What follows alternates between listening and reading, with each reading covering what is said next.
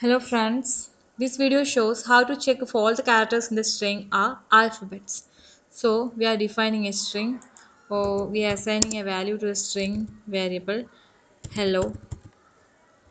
Then we are using isalpha method to check whether all the characters in the string are alphabets or not.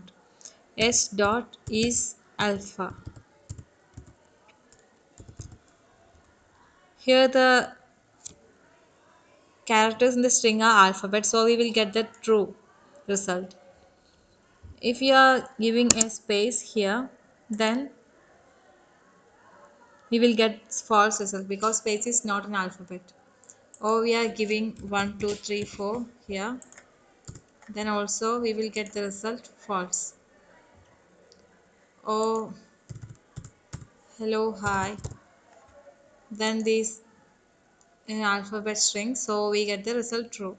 This is a method, is alpha method is used to check all the characters in the string are alphabets or not, and it will return the value true or false according to the result. Thanks for watching this video.